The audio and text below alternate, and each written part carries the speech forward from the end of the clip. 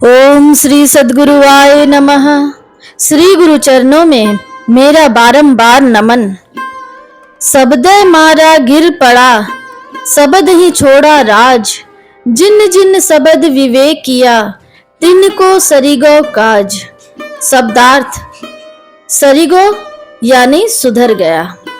भावार्थ: वासना युक्त एवं भ्रामक शब्दों की मार से कितने मनुष्य अपनी मानवीय गरिमा एवं धर्म पथ से गिर गए और विवेक वैराग्यपूर्ण शब्दों को सुनकर कितने लोग राज्य तक को त्याग कर सत्य मार्गी बन गए। जिन जिन लोगों ने सत्य असत्य शब्दों का विवेक कर सत्य का ग्रहण और असत्य का त्याग किया, उनका कार्य सुधर गया, अर्थात वे मुक्त हो गए। मारक और तारक शब्द।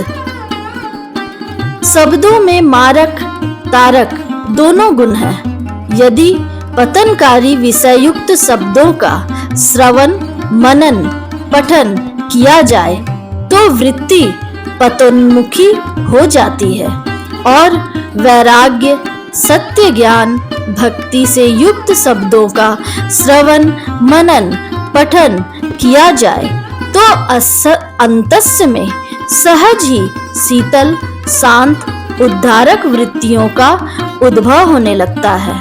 अतः विवेक पूर्वक पतनकारी शब्दों साहित्यों संगीतों आदि का त्याग और उत्थान शब्दों सद्ग्रंथों सत्संग आदि का ग्रहण अति आवश्यक है।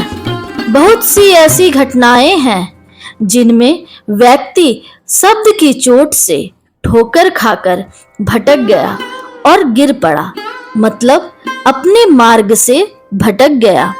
वह लोगों की थोती बातों में आ गया। आए दिन देखने को मिलता है कि अच्छे अच्छे शील संपन्न साधक भी श्रृंगारिक अश्लील गीतों कथाओं को सुनने, श्रृंगारिक पत्र पत्रिकाओं पुस्तकों को पढ़ने, अश्लील दृश्यों को देखने से मार्ग भ्रष्ट हो गए। नारी से अनजान श्रृंगी ऋषि एकांत जंगल में वैश्या के श्रृंगारिक शब्द सुनकर मोहित हो गए। गोरखनाथ के गुरु मच्छंदर नाथ सिंघल देश की रानियों के कामुक शब्दों को सुनकर अपना योग वैराग्य भूल कामासक्त हो गए। पतित स्त्रियों की विषय विष सनीवानी सुन सुनकर कितने साधक पथभ्रष्ट हो जाते हैं, यह सर्व विदित है। इसलिए सद्गुरु कबीर साहब की एक साखी में कहते हैं, साधु ऐसा चाहिए जैसा सूप सुभाए, सार सार को गही लिया थोथा दिया उड़ाए। जैसे सूप सार सार को गह लेता है और थोथा भूसी वगैरह को उड़ा देता है, वैसे अपने विवेक रूपी सूप में फटक कर सार शब्द को ले लो और बाकी को एक कान से सुनो, दूसरे कान से निकाल दो। अच्छा होगा कि वासनावर्धक शब्दों को कदापि ना सुने, वरना वासनात्मक बातों का ही स्मरण होता रहेगा और पतित होने की संभावना अत्यधिक बढ़ जाएगी। यहाँ सद्गुरु कबीर साहब कहते हैं, बहुत से लोग शब्द की चोट के कारण गिर गए और बहुत से लोग शब्द के उपदेश के द्वारा राज्य सांसारिक सुख ऐश्वर्य आदि को छोड़कर चल पड़े। जिन जिन शब्द विवेकिया। जब महात्मा बुद्ध ने पूछा, यह बूढ़ा क्यों है? क्या मैं भी एक दिन बूढ़ा हो जाऊंगा? वह रोगी क्यों है? क्या मैं भी एक दिन रोगी हो जाऊंगा? वह मृत व्यक्ति है तो क्या मैं भी एक दिन मर जाऊंगा? क्या मेरे भी शरीर को लोग जला देंगे? सारथी ने कहा, हाँ, तुम भी एक दिन बूढ़े हो जाओगे, तुम भी बीमार पड़ोगे और तुम भी मर जाओगे। यह शब्द सिद्धार्थ के अंतस को छेद गया। वे निकल पड़े राज्य को छोड़कर और बुद्धत्व को प्राप्त कर महात्मा बुद्ध बने। वाल्मीकि जी को नारद ने एक ही शब्द कहा, अरे पागल, जिस परिवार के लिए तुम पाप कर रहे हो, क्या वह परिवार तुम्हारे पापों को बांट लेगा? वाल्मीकि जी के हृदय में यह वाणी बेध गई और वे पाप पशुता को त्याग कर चल पड़े आत्म कल्याण के पथ पर। ध्रुव को उसकी विमाता का यह शब्द बेध गया कि अगर तू भाग्यशाली होता, अगर तू पिता की गोद में बैठने का भाग्य लेकर दुनिया में जन्म लिया होता, तो अभागी सुनीति के गर्भ से नहीं, मेरे गर्भ से जन्म लिया होता। वह अपनी माँ के पास रोता हुआ पहुंचा और उसकी माँ ने कहा, बेटा, जिस पिता की गोद के लिए तू इतना विकल हो रहा है, यह पिता नकली है, असली पिता कोई और है, उसकी प्राप्ति कर। ध्रुव ने पूछा, जैसे मेरे पिता दुत्कारते फटकारते हैं, उस तरह क्या असली पिता दुत्कारते फटकारते नहीं हैं? सुनीति ने कहा, नहीं बेटा, वे बेहद प्यार देने वाले हैं। उनकी गोद में बैठकर तुम परम शांति को पालोगे। ध्रुव को यह बात लग गई और वे उस सच्चे पिता को ढूंढने के लिए चल पड़े। यह शब्द शब्द में अंतर है। एक शब्द तो लोगों को पतन के मार्ग में ढकेल देता है और एक शब्द लोगों को आत्म कल्याण के मार्ग में ले चलता है। सरकार कहते हैं, जिन जिन शब्द विवेक किया, तिन को सरिगौ काज। जिन जिन ने शब्द का विवेक किया, उसका जीवन सार्थक हो गया। कैसे होगा विवेक? चींटी से विवेक करना सीखो। बहुत विवेकी चींटी है, उसे रेत और चीनी मिलाकर दे दो तो वह चीनी चुग जाएगी और रेत को त्याग देगी। हंस से विवेक करना सीखो। उसे दूध और पानी मिलाकर दे दो, वह दूध को ग्रहण करके पानी को छोड़ देगा। चुंबक से विवेक करना सीखो। उसके पास अन्य धातु और लोहा का बुरादा एक साथ रख दिया जाए तो वह लोहे के बुरादे को अपनी ओर आकर्षित कर लेता है और अन्य धातुओं के बुरादों को छोड़ देता है। पारा से सीखो अपने काम की चीज को चुनकर ग्रहण कर लेने की कला। सोने के कण और अन्य धातुओं के कण मिलाकर पारा के नजदीक रख दिया जाए तो पारा सोना को अपनी ओर आकर्षित करके चुन लेता है और बाकी सबको छोड़ देता है। सद्गुरु कबीर कहते हैं, वैसे ही तुम शब्द का विवेक कर कल्याणप्रद शब्दों को धारण करो तो तुम परम पद और मोक्ष को प्राप्त कर लोगे। ठीक ही हिटलर ने कहा था, मंगलम अगर एक असत्य को 100 बार दोहराया जाए तो वह सत्य ही हो जाता है। मेरे विचार से सत्य तो नहीं होता, पर सत्य सा प्रतीत अवश्य होने लगता है। इसलिए सबकी बातें सुनते हुए भी विवेक पूर्वक उसे ग्रहण करो।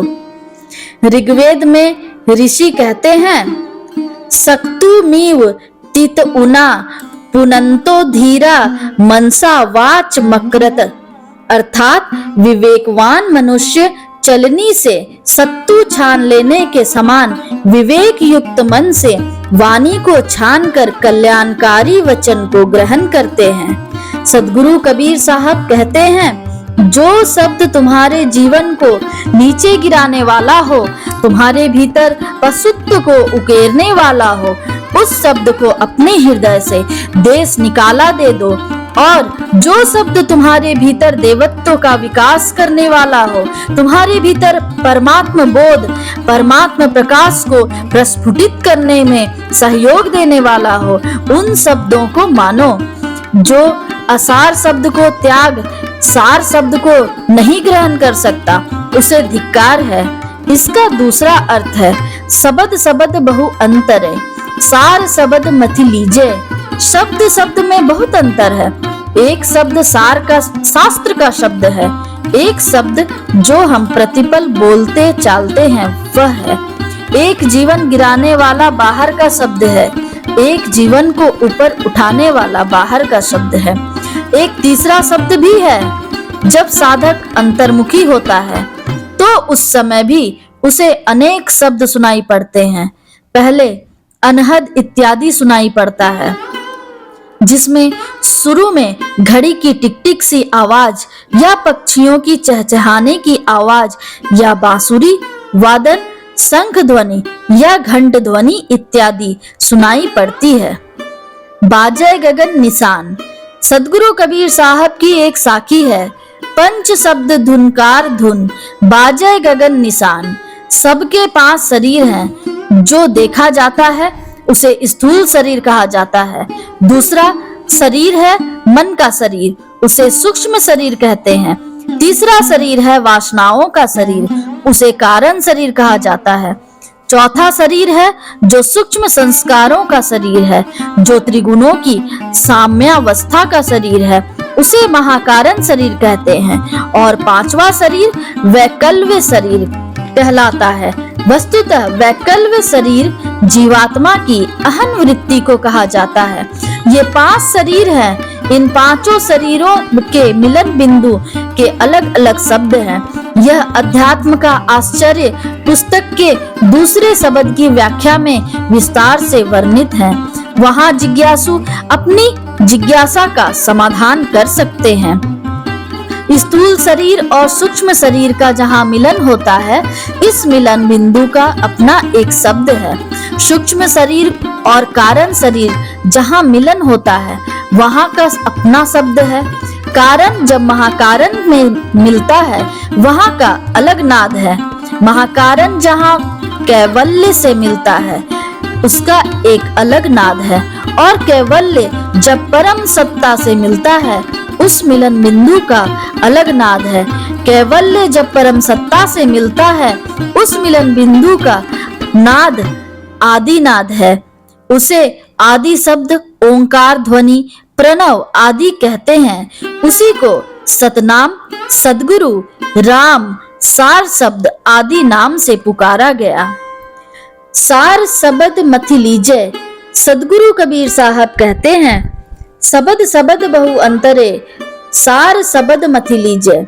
साधना काल में जब बहुत से शब्द सुनाई पड़े तो इनको मथते हुए तुम आगे बढ़ो। सार शब्द को तुम्हें पकड़ना है, किसी अन्य शब्द में अटकना नहीं। जैसे बाहर के विषय शब्द रूप रस गंध स्पर्श आदि बहुत मोहक लगते हैं और जीव इससे अटकाव में फंस जाता है, वह इसका त्याग नहीं करना चाहता। इससे भी अनंत गुना मोहक मादक और मस्त बना देने वाली सुख की अनुभूति अंतर के अनुभवों में होती है और साधक उसमें अटक जाना चाहता है, वह आगे नहीं बढ़ना चाहता। जैसे आप सांसारिक सुखों से ऊपर नहीं उठना चाहते, वैसे ही साधक को अंदर में जो सुख की अनुभूति होती है, वह सांसारिक सुखों की अपेक्षा अरबों गुना अधिक मस्त बना देने वाली, उसमें साधक अटकने लग जाता है। सदगुरु कबीर साहब कहते हैं, इनमें अटको मत, सार शब्द को मत कर ले लो, क्योंकि कहे कबीर जह सार शब्द नहीं दृग जीवन सो जीजे। अर्थात जिस मनुष्य में सार शब्द का ज्ञान नहीं है, वह धिक्कार योग्य जीवन जीता है। सदगुरु कबीर साहब की एक साखी है, शब्द शब्द बहु अंतरा शब्द सार का सीर, शब्द शब्द का खोजना शब्द शब्द का पीर। अर्थात शब्द शब्द में बहुत भिन्नता है। आदिनाद चेतना तत्व का मूल है। ध्यानाभ्यास के द्वारा शरीर में उत्थित स्थूल शब्द को पकड़कर स्नेह स्नेह सूक्ष्म शब्दों को ग्रहण करते हुए अंत में आदिनाद तक पहुंचा जाता है। इस तरह अंतर्नाद ही आदिनाद तक पहुंचाने वाला मार्गदर्शक गुरु है। हाथ रस वाले तुलसी साहब एक बहुत अच्छे संत हो गए हैं। सदगुरु कबीर साहब की वाणी से मिलती जुलती उनकी भी एक वाणी है। जिसमें वे कहते हैं, सूरत शिष्य शब्द गुरु मिली मार्ग जाना हो। सूरत शिष्य और शब्द गुरु से मिलकर सूरत शिष्य को मार्ग में चलना है। इस तरह सार शब्द को मत कर सार शब्द को ग्रहण कर लो। अनहद के उपरांत पांचों शरीर के केंद्र बिंदुओं से उत्थित 5 नाद है। उनके नाम इस प्रकार हैं: ररंकार, ओंकार, सोहम, शक्ति और निरंजन। इन पांचों शब्दों से परे वह आदिनाद। सद्गुरु कबीर साहब अन्यत्र कहते हैं, शब्द खोजी मन बस करे, सहज जोग है ये। सत्य शब्द निज सार है, यह तो झूठी देह। सहज योग यही है कि सूरत शब्द योग नादानुसंधान ध्वन्यात्मक नाम सुमिरन के द्वारा शब्द की खोज कर मन को वश में करो। आत्मा से उत्थित सत्य शब्द सार है और शरीर तो नाशवान है। सार शब्द को खोजकर मन को वश में कर लो। यही मन को वश में करने का एकमात्र उपाय है। सद्गुरु कबीर की एक वाणी है, सार शब्द पारस है, मन है मैला लोह। पर सत की कंचन भया, छूटी गया सब छोह। अर्थात सार शब्द पारस पत्थर है और मन मैला लोहा।